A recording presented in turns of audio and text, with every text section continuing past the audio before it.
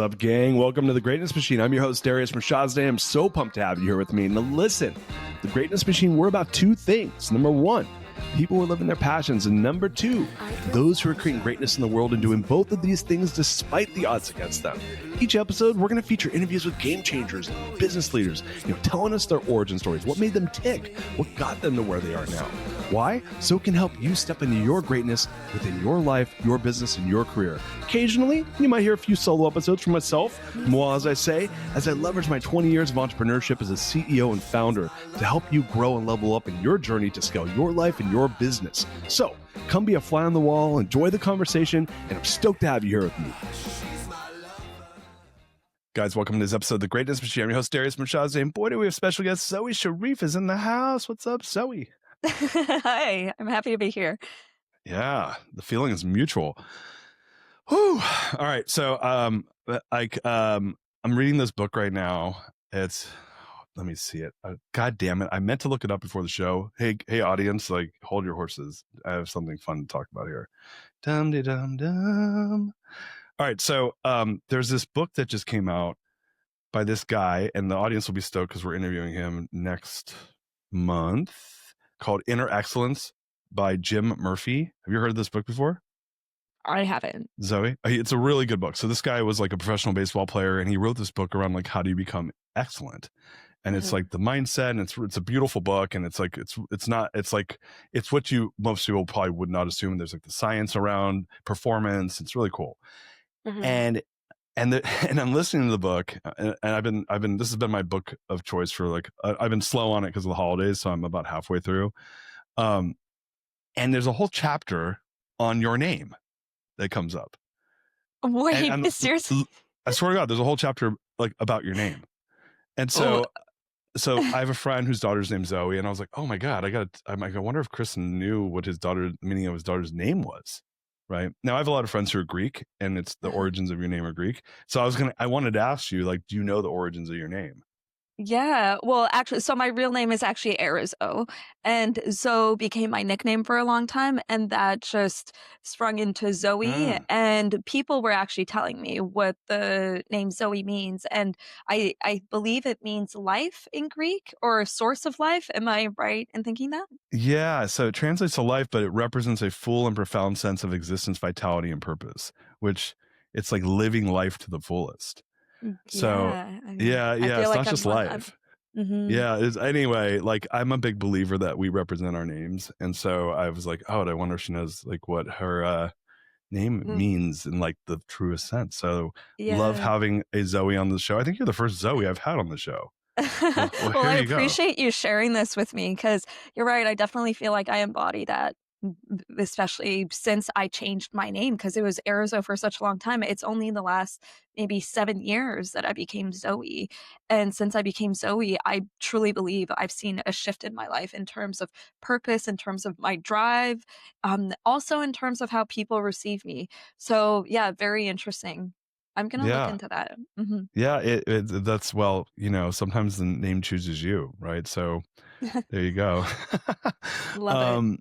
So you guys, I'm trying to remember like how I stumbled. I'm going to say that we're here to talk about Zoey's new book, and I'll give you the title, what it's about in a second, but it popped up somehow in my like 98%, I'd say 90, here's probably the real numbers, probably 90% of people that we interview show up in my algorithm, which is why it's such a wide mixture of people. Like yesterday, we were interviewing Deborah Silverman, and she's like, and I had to give her my chart for astrology before, and she's like, oh, I'm a Taurus, and she's like, well, you're a Taurus, but Uranus was in first position when you were born, so that just means you're going out there your whole life like rebelling against your sign all day long.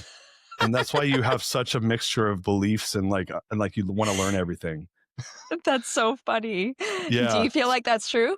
Was that fuck accurate? Fuck yeah. I was like, that explains it all. Like if you looked at the shit that if someone videotaped me all day, they would be like, really? They'd be like, that's like I am. It's a curse and it's a blessing. So it's a blessing in that like I'm just like an inch deep and a mile wide. I'm interested in a lot of stuff. it's a curse because I'm an inch deep and a mile wide. Like I can't do anything repetitively. If I do anything that becomes mundane, I'm over it. That's hard in relationships. That's hard in like friendships. That's hard in business. That's hard in building companies. I'm like, I want new. I want to learn something. I want to go have a new experience. And you know, and so you layer on top of that I optimize for fun, and I'm probably a dopamine addict, and then like there's a lot there. So the answer is, oh yeah, totally. Yeah. Full tilt. It is actually interesting. I recently had my chart done, and the accuracy of how it describes me, and also to some extent, it made me feel a little soothed and relieved because it's okay. This is something that's very much a part of my spiritual DNA, right? Yep. Like, and of course, things will be a double-edged sword, right? So sometimes you'll have positives, but with the positives, the negatives will come about, right? So Sure. I think it helped me accept the negatives where it's like, you know, you can have self-awareness and you can work through those things, but when it's in your nature, it's in your nature. And I think that the astrology just really helps put things into perspective where it's like you give yourself more grace because now there's an explanation for it, right? And now you're not so hard on yourself. Yeah, I think also like I have no idea how old you are, but I'm 47. So when you're 47, you're like there's a reason why people have midlife crises because you're like, fuck that. I'm just gonna be who I am. You're tired of faking it, and you're like, I'm halfway through my life. I'm gonna be dead in 47 years. So I'm not faking anything. I'm gonna be my truest, whatever mixed up, you know, imperfect self I am. Like I'm gonna love. I have a really good friend who has a tattooed on his arm, "Love what is," and I'm like, I'm just gonna love what is, and like. For people that repels, probably a good thing. And for people that like it, probably a great thing, you know? So I love that, what you just said. Yeah. I mean, it's interesting. So I'm 39. And for me, I mean, I have a whole philosophy on, um, on your identity. And for me, all these little things like wounds and all the negative emotions that I have felt now as a 39-year-old, I'm recognizing that it's actually a guide to my identity. So if I miss something, if I long for something, if I'm hurt by something, if I'm heartbroken, if I feel like a failure, if I feel like whatever, rather than assigning, oh, this must be a wound, now I assign it as, well, this is what I'm meant to work on. If I'm this heartbroken, it means that I want connection, and that's a part of my identity.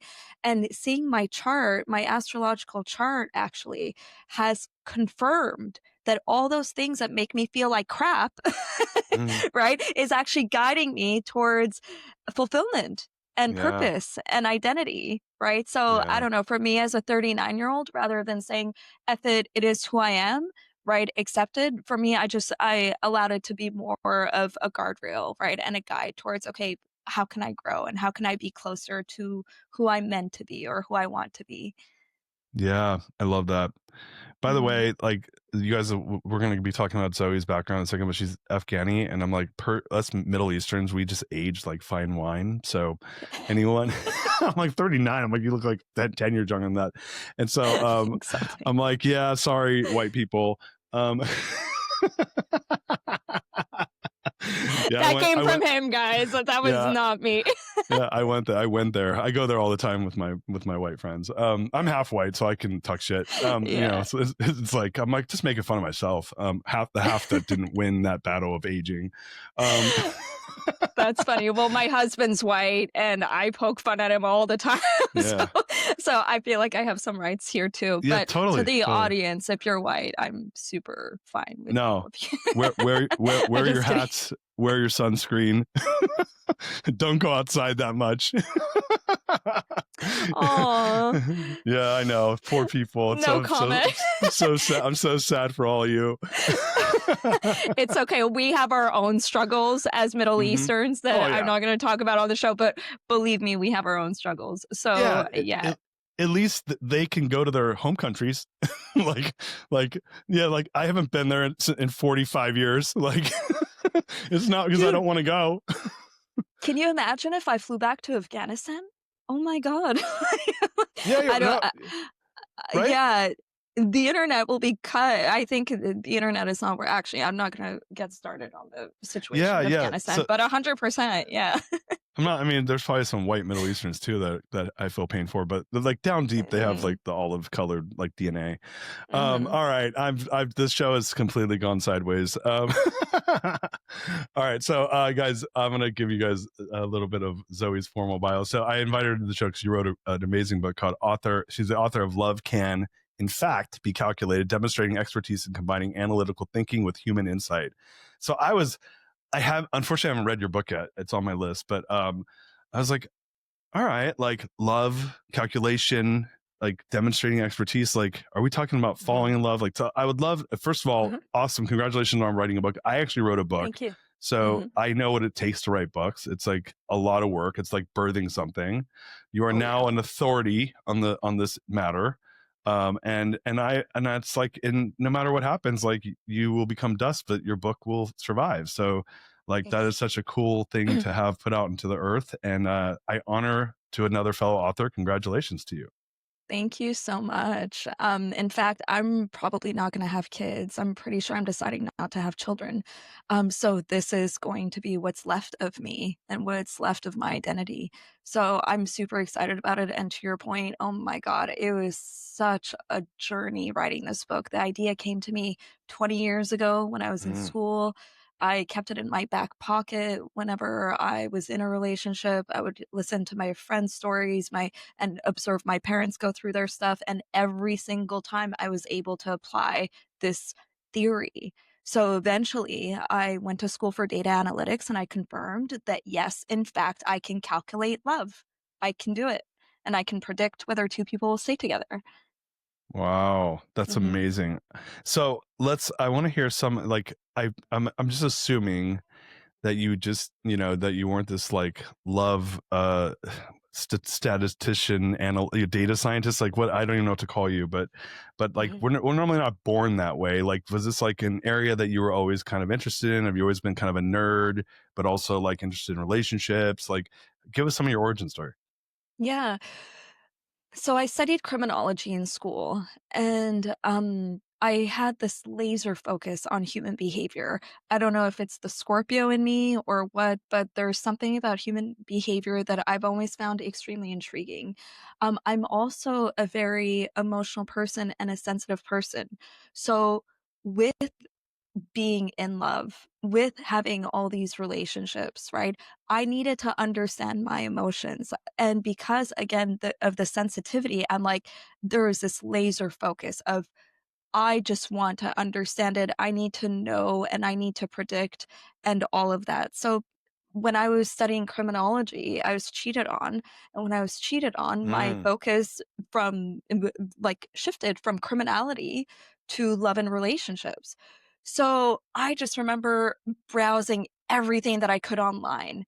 There were so many browsers open, and I'm just like, I need information, I need knowledge. And to some extent, that was actually healing me as well, right? So knowledge heals me. And eventually I came across an article that said you can't fall in love with someone unless they're a match. So then my analytical brain went into, well, what is a match? And of course, to measure a match, first you have to measure yourself. How do you even measure yourself? And then how do you measure your partner against yourself? And that's where the theory kind of, kind of that's where the theory, what's that word? I'm trying to find the word here. The That's theory, where it started. I don't know. yeah, Yeah, no, I'm no, trying you're to good. find a more sophisticated word here. No, no, no. There's complexity in simplicity. You're good. Yeah. So that's how it started. And so I took this theory and I created a formula. And I took the formula, applied it to every single one of my relationships. I applied it to every single relationship that I observed. And I'm like, no, this is real. This is real, real. Mm. And 5 years ago, 6 years ago, I went to school for 5 years ago, I went to school for data analytics. And the final the final project was, like whatever you guys want to do, like it's a free for all, you pick the topic, whatever. So I invited 5 other students to validate this theory with me. I'm like, let's gather surveys and let's see if there's true merit behind this. And I confirmed it.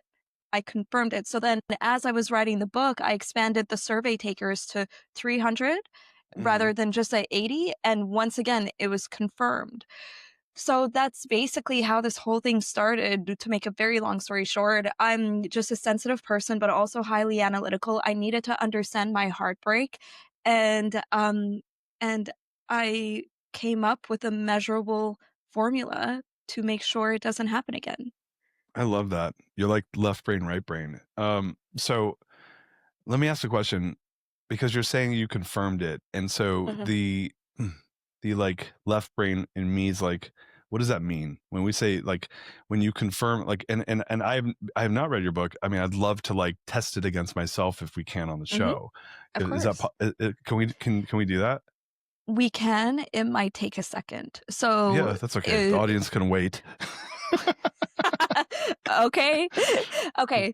Yeah, absolutely, absolutely. Well, before we do me though, and guests quickly learn that the show. They're like, I thought the show was about me, and I'm like, no, no, no, the show's about me. You're just here to like like be part of it. um, Happy to, happy to. It's what I'm good at, so it's good. No, this is actually a part of my coaching, so there you go. I'll work through it with you. We'll talk about the nuances of the calculations, and I'll tell you where you stand, and I'll let you do you currently have a partner? I am. I've been with my wife for 23 years, but we've been married for Excellent. 18. So I met her when I was very young. Okay. Okay. So yeah, yeah, we can absolutely walk through that, work through that if All right. yeah, if No, that's no, I what you totally want. want. I'm so excited to do that. So before we do me though, when you say like, hey, it worked, and then I did it with all these Mhm, people in my class and it worked, and then I did it with 80 people and it worked, and then I did it with mhm. 300 people and it worked. Walk me through what that means, because I want to understand what it worked means. Okay. So first you have to measure yourself. You have to give yourself a score. The way you do that is by listing out your top values, okay? In the Okay, formula, in the framework, we say top 5 values, but me personally, I've expanded it to top 10 values, okay? So got it. it's really up to you how many values you want. And you give yourself a score against each value and you tally Okay, up that score. Whatever that score is, the summed up score, that's called a self score. That's a numerical assessment of your self respect and your self love, okay, and also how you feel you show up as a human. You okay. cannot fall in love with. Oh, sorry. Go ahead. Go ahead, Darius. All right. So I'm clear here. Hmm. I'm gonna blow your mind in a second. Okay. So you list out your top 5 core values, top 10 core values. Hmm. Do you give me a list to choose from, or do I pick my own? You pick your own. Okay, I so I have pick a my. list. Yeah, Okay, I have a list that very generic list that I ask my survey takers to choose from. But for me, as I evolved, I realized that there's so many things on that list that is not necessarily, so not superficial, but not so basic, right? Like, for example, freedom became one of my top values that mm-hmm. I did not put within that list, right? Effort, dedication are also top values of mine. The Midas touch is a top value of mine. Now, of course, there are the other basic things, which would be career, finances, family, purpose. And Mm. that's what I included in the list of for the survey takers. But for me, as I evolved, I realized that there's deeper values there for me. Home, Mhm, when you say freedom was a top value, are you saying that mhm. it was until you actually did more discovery on yourself and realized that it's actually not my top value? Is that what you're saying? It is my top value, but in the beginning, when I only listed out my top 5 values, I realized that the top 5 does not it's not expansive enough to Got it. describe Got it. what I want in myself and what I respect in myself and other humans. So Got it. for that So you reason, I did 10. expanded it. Exactly. Mhm, Understood. All right. mhm, So Z- Zoe, I told you I wrote a book, right? The mhm. name Core of my book values. is, Yep. yeah, Mhm, my book is called The Core Value Equation.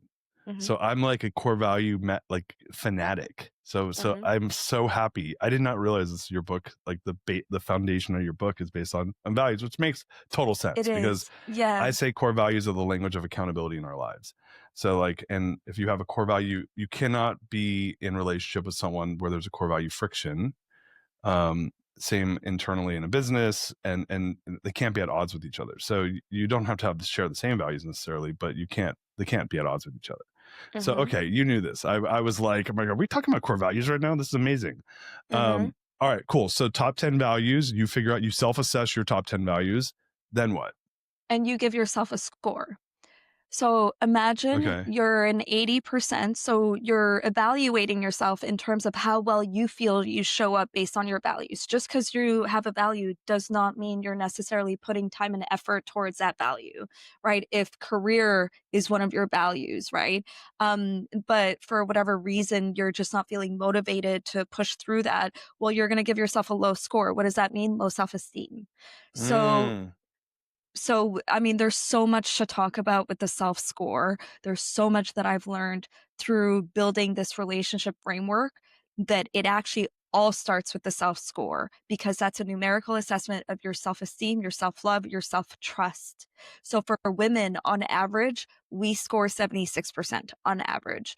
Men score 73% on average. Okay. If you're way below that, I would strongly recommend you check yourself.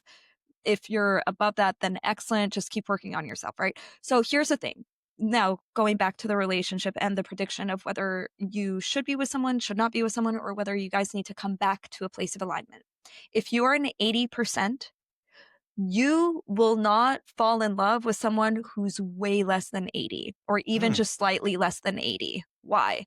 Because our primitive brains are wired to seek a strong mate, because primitively we want to create a strong offspring. Now, would it make sense to mate with someone that you think is below you based on your own personal standards, your own subjective standards? Our bodies are not programmed in that way. Our hormones, whether it's oxytocin or your neurochemicals, whether it's serotonin, dopamine, they will activate when you feel like you're lucky to be with the person. So admiration is actually the key thing here. The analytics showed that the couples who are currently together, they tend to rate their partner as on average 4% above them.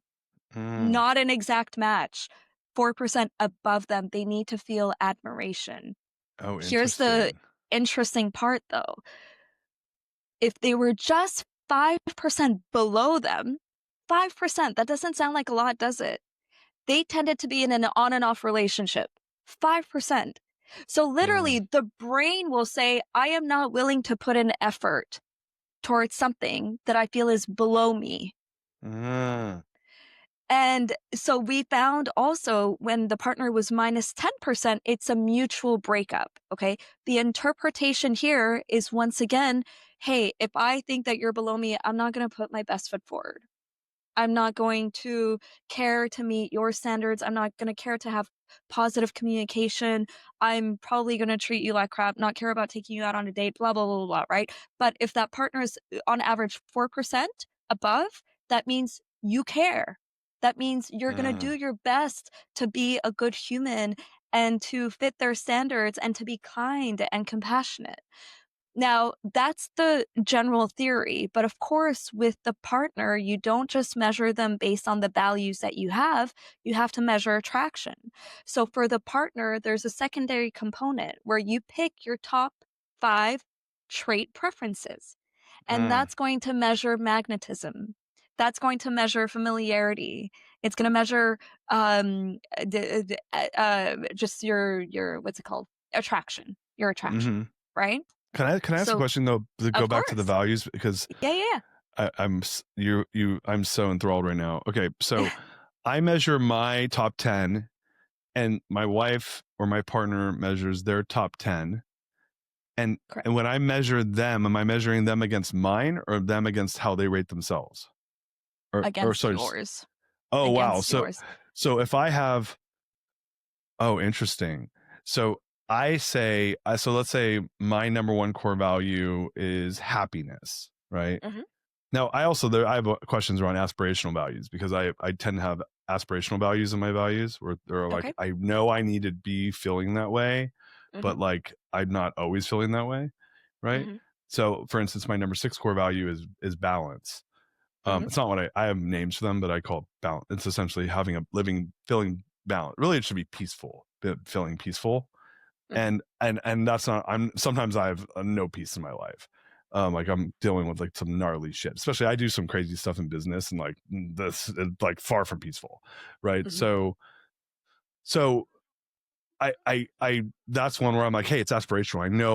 I know I feel best when I'm at peace, but I also know that I like to play with fire, and I go do crazy stuff, and then I'm dealing with the side effects of that sometimes. Okay. So how do you think about these more aspirational values when someone's coming up with the things that matter to them?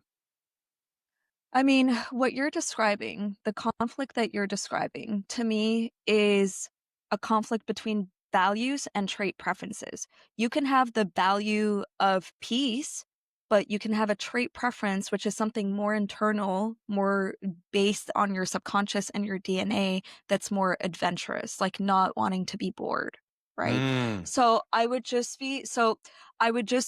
It's okay that they conflict, right? Your trait preferences. Sometimes we have very destructive trait preferences that our brain says, no, no, no, I need to step back from that, right? Especially if we're attracted to, what's it called? An avoidant or an emotionally unavailable person. That's clearly oh, not okay. going to be a value. But if you're inherently drawn to that, then that is a trait preference, unfortunately for you, right? But it doesn't mean you have to stop there. There's a self awareness. Now, I think your initial question was about the values and the aspirations, right? It actually kind of doesn't matter. It doesn't Okay. matter what you pick as your values, as long as you pick it, because they may differ today to tomorrow. If you have kids tomorrow, your values will likely shift. If, God Mm, forbid, something traumatic happens in your life, your values will likely shift, right? So mm, the point is not necessarily the values that you choose. You have to be honest with those values, but the point is not that. The point is actually the score, because the score will determine how good you feel about yourself. Also, mm, we found that the couples who are currently together tended to have a high self score.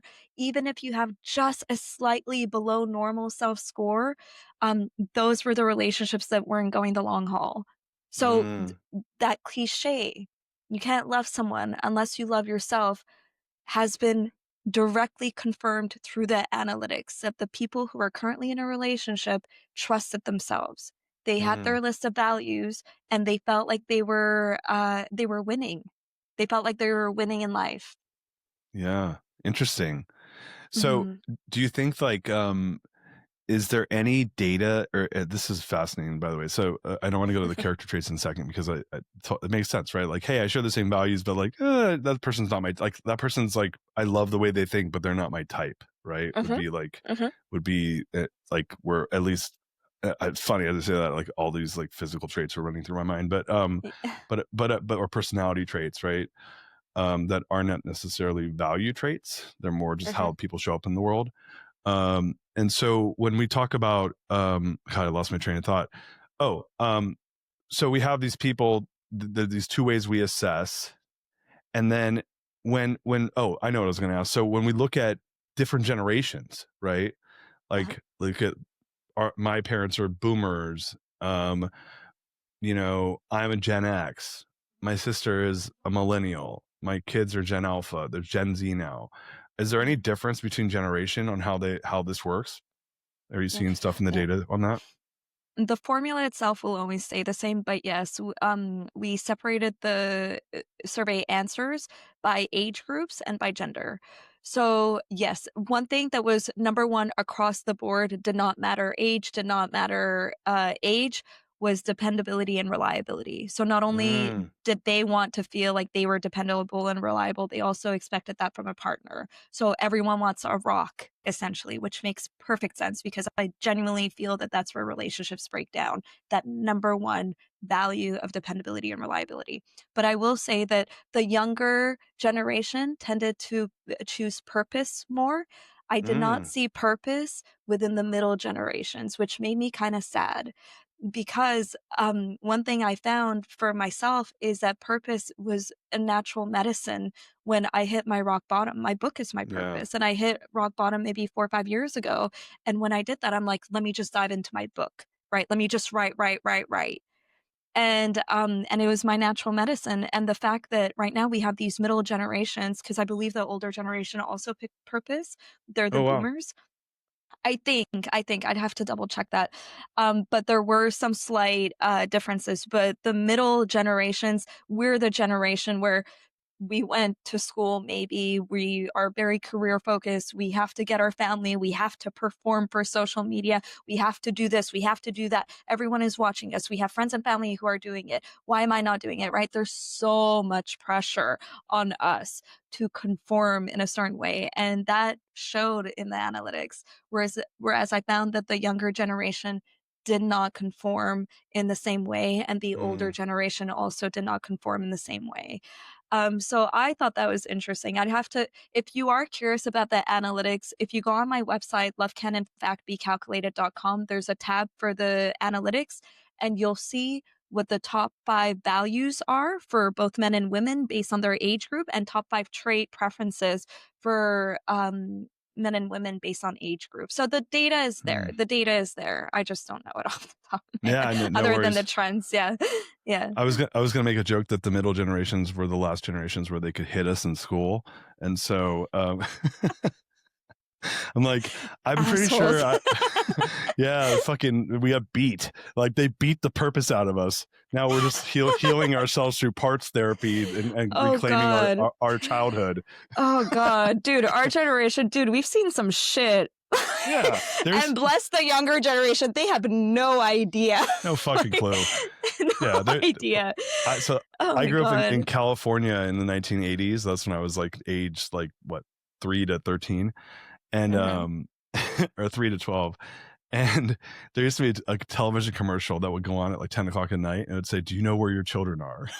Shit. I swear to God, because like literally kids would just go out and would do what the fuck we wanted. So that there's some positives to it too. But anyway, that I always take jabs at my younger compatriots. So what when we talk about when we talk about traits, like are we talking physical? Are we talking like mental? Are we talking both? Like what is when like I get values. Help me understand traits, because I think that a lot of people like when I think of how you get to know someone, it's very rare you get to know their values first. You like Correct. So values, I believe, are something that like you're gonna figure that out.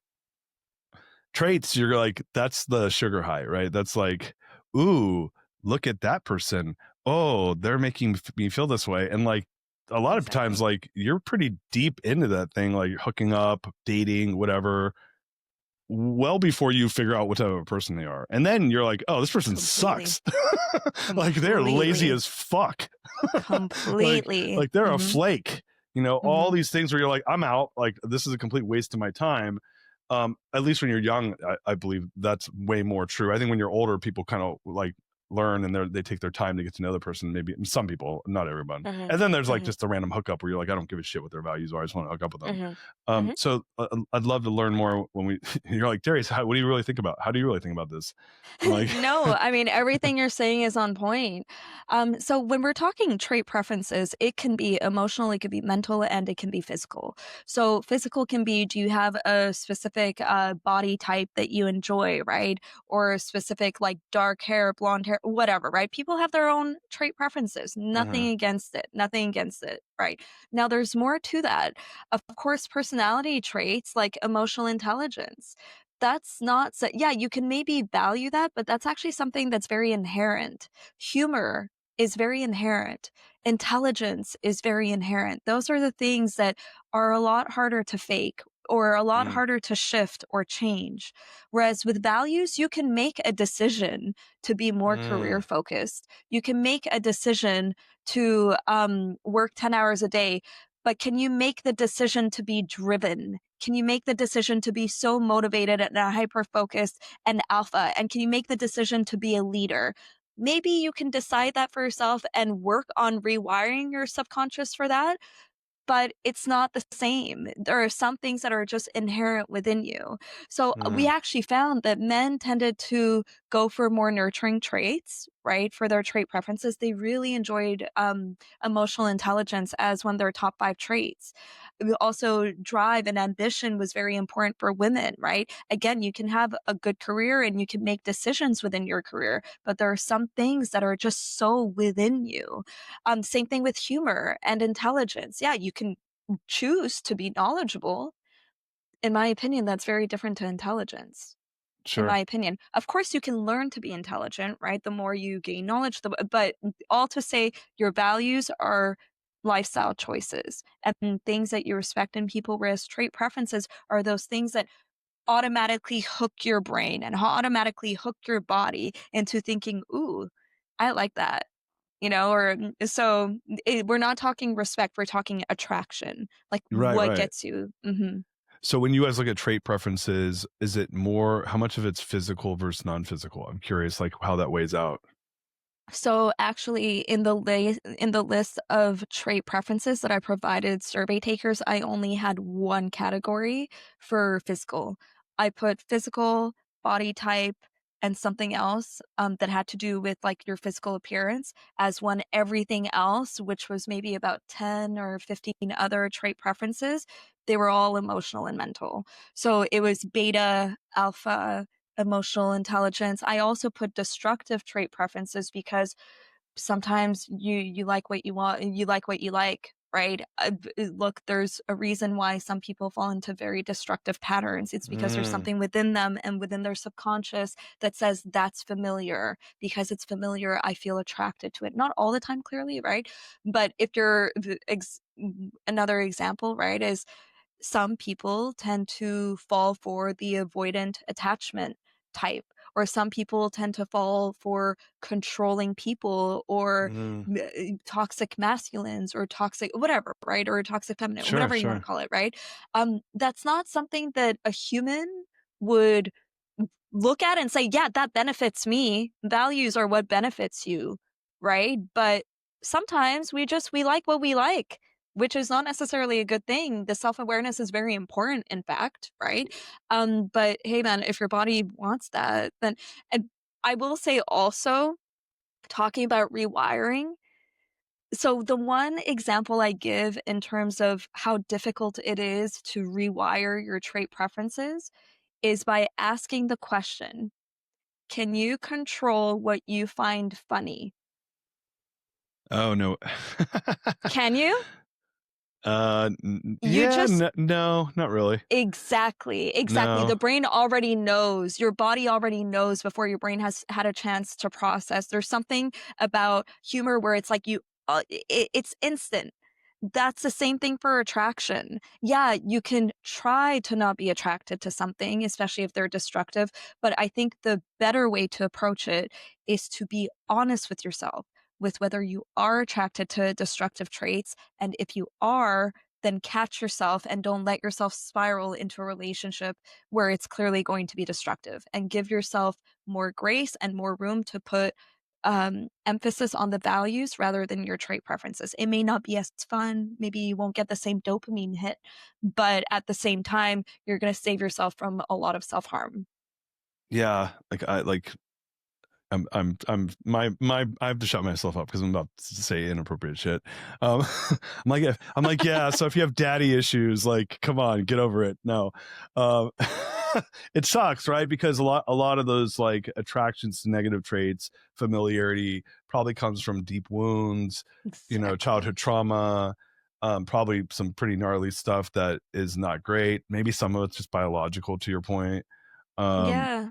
but I And do, and then they're like, sorry. oh, like there's a quote by Carl Jung, which is, until I make the unconscious conscious, it will control my life, and I will call it fate.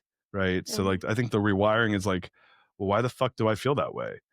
Mm-hmm. Oh, why am I addicted to anxiety? Am I addicted to like proving myself to people that like just because I have a feeling that I'm less than.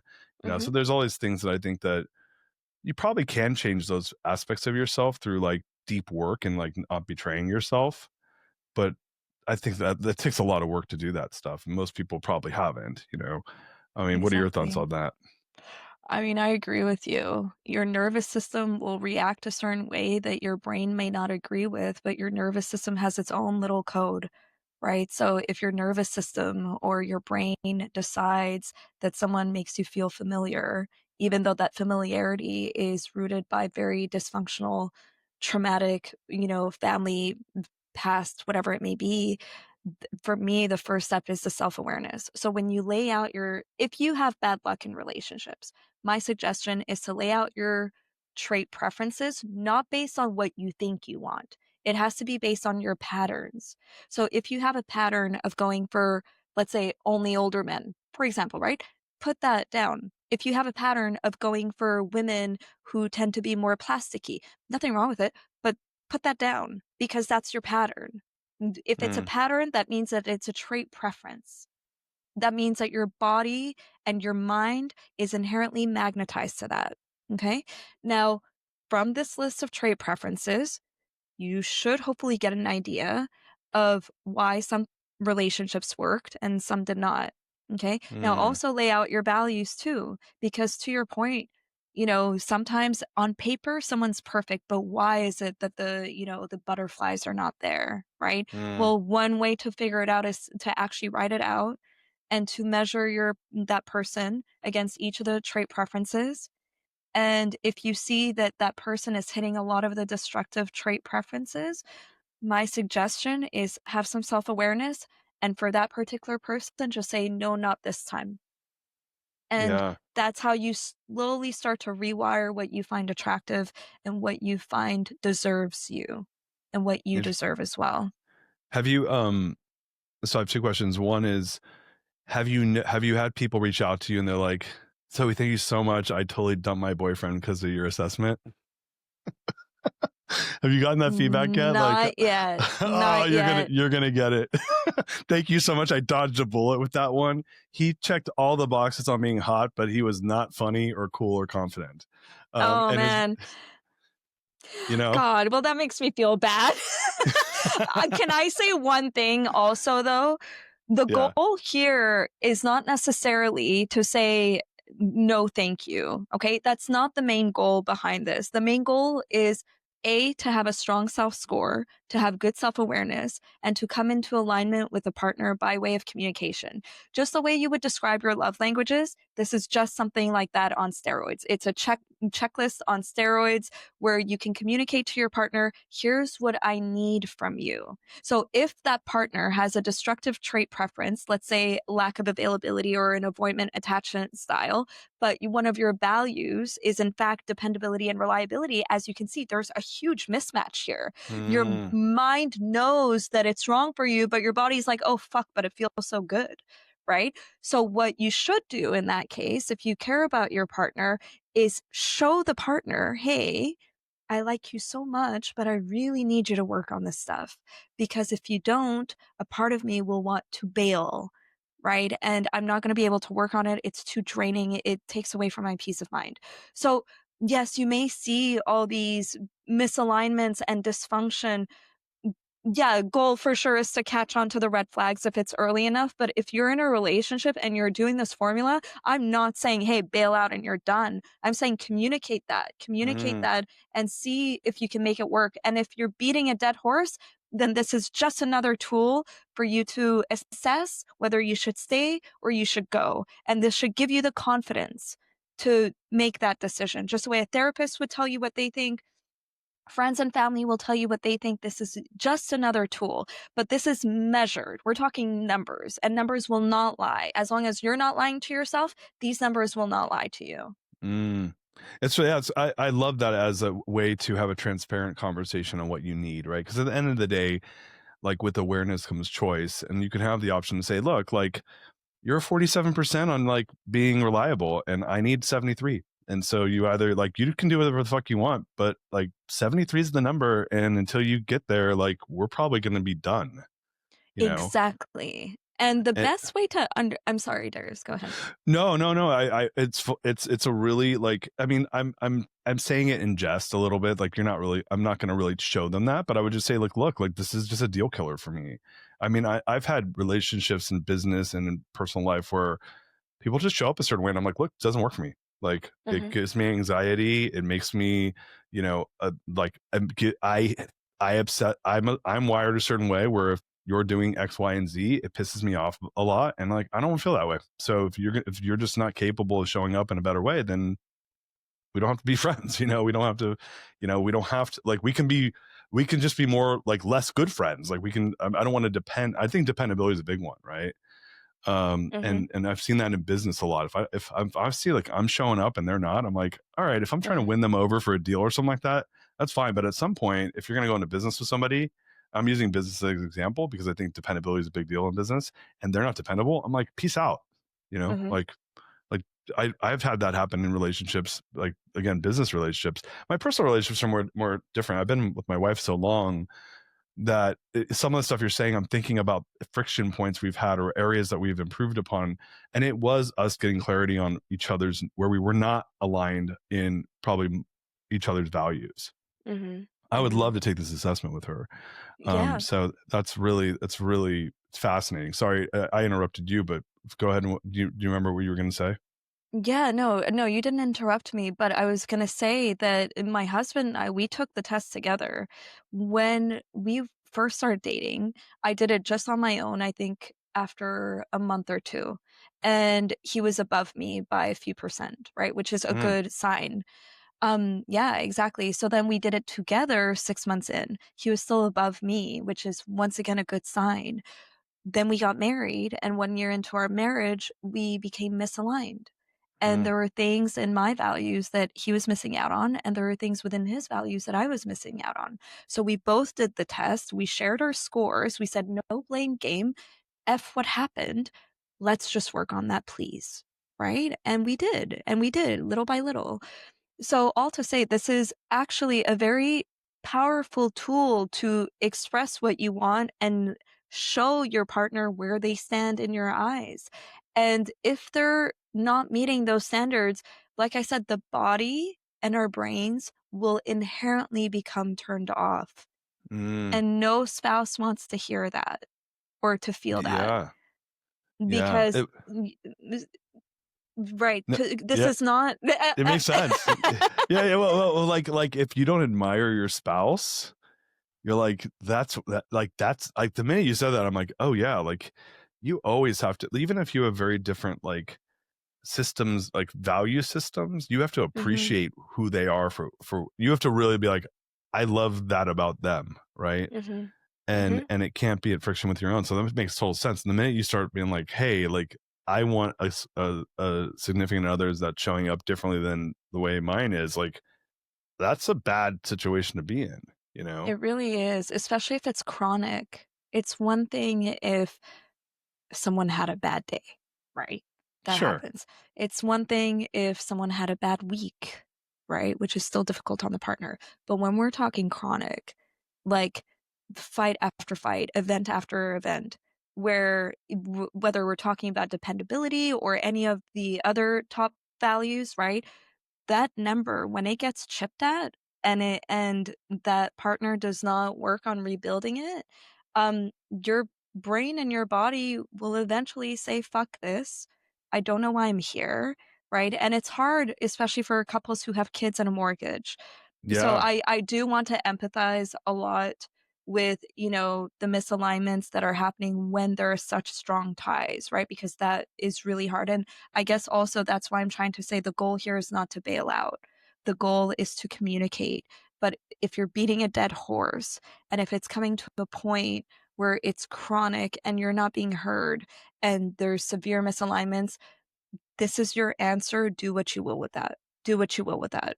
Mm, Yeah. yeah. It's funny, as you were talking before, I was thinking about what did you call like the negative, is it negative character traits? Destructive. I call Yeah, them destruct. destructive. So Mhm. when I was younger, and I was probably in my, I guess probably mid-teens to like, I don't know, mid-20s, there was this period of Mhm. time where like I had this cohort of girls I was attracted to, guys who were my friends who were like I would consider like negative by nature, just kind of Mhm. like just negative people, a little bit slightly like they had these really redeeming qualities to them, but Mhm. they were amazing, but they had this like dark melanchos, like just, I don't want to say depressiveness, but they were just like a negativity about them Mhm. where they weren't uplifting people. They were people that other people like kind of like didn't want to be around because they were negative. And I was always like, I could win them over, and then and they trusted me, and then we would be really tight. But I would deal with some of their negative bullshit, right? Mm-hmm. And I just let it roll off my shoulders because I'm inherently a super positive person. Um, and as I got older, so I realized I was attracted to people like that, like oh, because I could fix them, right? Or I can go deep with them. And typically, like, there's people, those types of folks are pretty complicated, right? So there's usually a lot there. Like, they're usually they're probably super sensitive. That's how they're reacting to protect themselves to the outside world. Once you break through the shell, they're like beautiful people and they have all these great things, but then inherently they're still fucking negative, right? And what happened to me I remember, like, by the time I was in my mid to late 20s, I was just like, yeah, I'm not like that. I got tired of it. I was like, there was a couple where there were girls I was attracted to in my early 20s and even my teens, who I was then like completely unattracted to them for that quality, for that reason. Because I realized, I'm like, oh my God. And I even said, I was like, oh, I dodged a bullet there, because I would have for sure fucking broken up with them, Mm-hmm. for what you're saying Mm-hmm. though, because one of my strongest, I think one of my number one core value is happiness, right? So like, I'm always fighting to be happy and to feel happy and to like have fun. And if someone is not that, like, that would, I mean, if they're inherently melancholy, you're like, Mm-hmm. oh, like, that's not fun. That's like, you got to turn them around. So it's interesting to hear, like, I thought of that while you're talking. I'm like, oh, I would totally have been true for me when I was younger. Mm-hmm. So it's a really Yeah. fascinating, like, observation.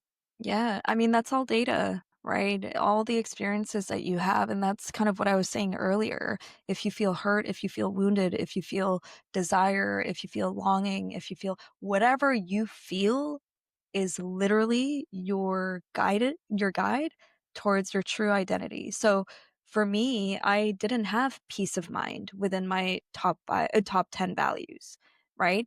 Over time, I'm like, oh, this is really important to me because my life has been a shit show. And, as much as it's been a shit show, now I really need my nervous system to calm down, right? So, Mm, peace of mind now, not only is it important for me to implement that within my life, whether it's the type of clients that I accept, or the friends that I have in my life, or how I choose to live my day to day, whatever it may mean, that's one of my top 10 values. So now I make sure that it fits within that so that I give myself a high score. And also it's important for my husband to score high here, right? Because what's life without peace of mind, right? Why always yeah. be on edge and your nervous system be completely out of whack, right? I know some people are addicted to that, but usually that addiction comes, I would think, from a wound or something. Yeah, that makes sense. All right, I'm gonna ask you a question. So we had a former guest on the show who, she lives here in Austin, so she's a friend of mine, a fellow Hmm. Middle Eastern woman. Her name's Elsa Morek, and Hmm. she's like this dating coach. And so there's a famous, like, do you follow Scott Galloway? Do you know him? He's Prof G. He's like this famous podcaster. And I I don't think like so. him. He's about 60 years old, Hmm. very like prolific philosopher type guy. And I heard him say something once, and I asked her this question. So I want to ask you it because you're doing studies on love. And he said this, and I was like, oh, I'm like, I'm curious how true that is. He said, and this is for men listening. I said this to a friend of mine the other day, and I like quoting him on this because I think it's like, especially when I'm talking to young men who are like, out there dating. He said, he said, quote unquote, if you can make a woman laugh, you can kiss her, right? And I was like, huh, like, and so I asked Elsa that. She told me she agreed. She told me she agreed that it was true. And I'm like, okay, well, you've done the data on this, and it doesn't sound like your data. So from what I heard you say, I'm like, I don't think your data supports that statement. Correct. So, yes. So, actually, one of the trait preferences for women, I think it was either number one or number two, was humor. Okay. Mm, But there were other trait preferences. So, intelligence was another one, drive is another one, physical body shape type was another one. So, no one is asking for the person to hit top scores for each of these trait preferences. But if you find someone funny, but they literally hit zeros across everything else, you will not kiss that woman. That no, the data does not support that whatsoever. Yes, it's one of the things that women are drawn to, and for sure you might relieve her nervous system, and maybe she'll be interested in you, and maybe she'll, like, be more curious about you, and maybe, yeah, maybe all of those things, Sure. right? But for that to be the only thing, no, not at all. You need to be a mathematical match. If she's scoring herself a good 90%, your humor is not gonna, like, be enough to kiss her. This All is right. a 90% is a very high value woman, right? Yeah. 76% is the average. If she's scoring herself a 60% or a 55%, then it won't matter necessarily what the other trait preferences are. Maybe humor will be enough. But yeah, no, I totally disagree. Sorry not to sound so passionate about this, but I'm like, I want No, to make no. sure the funny men out there are not like going after the women just thinking that they can make a girl Yeah. laugh and then, ooh, I'm in. No, Yeah, no, you're yeah, no, not. no. Like, I thought it was I thought it was an interesting generalization. And I think that there's probably some truth to it. To your point, if you're checking the other boxes, and then I was like, well, what if they're high quality and you're both drunk? Does that like change? Does that change anything? No, here's what I mean, honestly, alcohol will really skew your perception of yeah. them and of you. Okay. So, like, alcohol is a whole other demon here. Okay. I'm very curious to do surveys while Yeah, people are drunk and just and compare sober, and see, and you're and sober sober. drunk. Yeah, Exactly. Ooh, you just gave me an idea. I now yeah. I'm curious. There you Yeah. go. We've all I made mistakes, man. We're that like, I'm we like, woke up the next yeah. day. You're like, no. Like, I, what the fuck was I thinking? he was an 83% when I was fucked up. Oh, maybe that's where the laughter came up. Maybe, well, he made me laugh. I thought he was Yeah, funny. yeah, yeah, Men, maybe it works if she's drunk. yeah, I'll yeah, give you yeah. that. I'll All give you right. that. I'll give you that. Oh my god. I've officially gone AWOL on this interview. That was so fun. That's great. Well, I want to first of all, thank you for coming on the show. This is super fun. I want to for people that want to get connected with you, I want to do the greatness question here in a second. But for anyone that wants to get connected with you, learn more about the work you're doing, and pick up the book, where can they connect with you to do those such as those things? Yeah, Anyway. yeah, yeah. So my Instagram and TikTok handles are at Zoey Charif, ZoeyCharif. If you guys are curious about the analytics, you can go ahead on the website. It's called lovecanininfactbecalculated.com. Besides that, if you wanted to pick up the book, it's on Amazon or Barnes& and Noble website. If you're in Orange County, it's at the Huntington location and the Spectrum location as well. Awesome. You guys, we'll go ahead and we'll put those in the show notes. And all right, you ready for the greatness question, Zoey? Yes, I have my answer. Yeah, Oh, good. All right. She came prepared. I love this. I did. All right. So what is the number one barrier to creating greatness that you've overcome in your life, and how did you overcome it? Yeah, I thought that anytime I felt bad, and this is a theme that I've mentioned a few times, every time something felt bad, I thought that it was a wound, and I thought it was something I had to work on, and it is, right? But I mislabeled the negative emotions. And with that, a lot of self doubt came about. So, my greatest barrier, I think, has been self doubt because Hmm. things were not going my way. And how did I overcome that? I relabeled it. I relabeled all of that to say, hold on, if I'm longing for something, if I desire something, if I'm heartbroken, it just means that that's what I want for myself. That's what my identity wants. And it means that if I put positive steps and practical steps towards that, I'll feel better. And now, Mm, being 39, had you seen me 10 years ago, I was nowhere near what I am right now. Even 5 years ago, mm, nowhere near what I am right now. And every time I feel like shit, I'm like, "Okay, good." And this can come down to jealousy, it can come down to envy, it can come down to failure, it can come down to, admiration, it can come down to anything. All these feelings that you have are actually very beautiful because it allows you to align with who you truly are and your true purpose. If you're walking down the street and you happen to admire a family walking together or whatever, well, maybe that's your little soul imprint saying, "Hey, I want my little tribe." I want my own tribe. Or if you happen to look at the same family and you're like, oh God, I want to go grab a drink. Okay, cool. Then don't have children. I've chosen not to have children, right? To each their own. Whereas had I conformed to what my parents wanted, what society, quote unquote, wants for me, right? I don't know that I would necessarily be happy.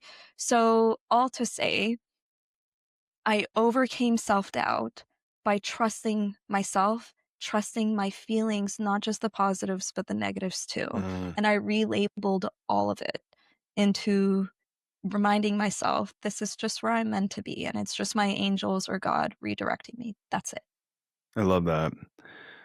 That's awesome. So much gratitude having you here on the show today, Zoey. It really was fun, and thank you. Thank you for I had a great time. We didn't do the test. It's okay next time. I know. I was thinking about it. I was like, well, it's all right. Like well, next time.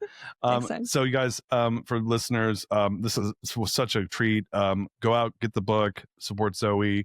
Check her out on social. We'll make sure we put all that in the show notes. And like, I have a firm belief that if you're unhappy at home, you can't be happy in business.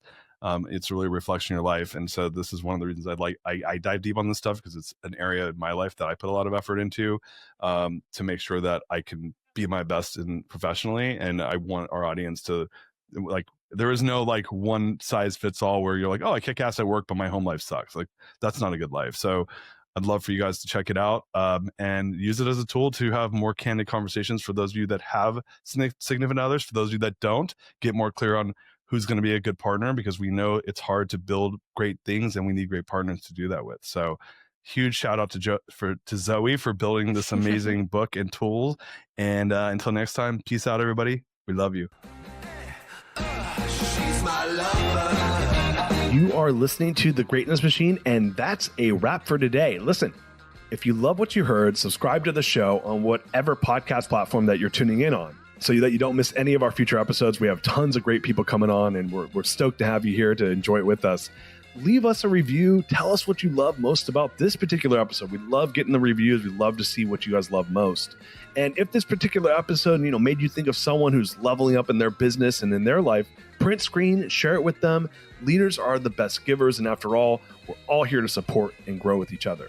And in case you want to see some of the fun behind the scenes shots or some of the things that we're doing, I'm actually writing about this in my weekly newsletter. Go to www.therealdarius.com and subscribe to my newsletter. We're talking about fun things like business and life and mindfulness and cryptocurrencies and gosh, I don't even know, everything and anything, but it's tons of fun stuff I write about. I try to get it out on a weekly basis. You can subscribe at www.therealdarius.com. And with that said, look, thank you guys so much. I appreciate you. I love you. Peace. We're out of here. See you guys on the next one. She's my lover.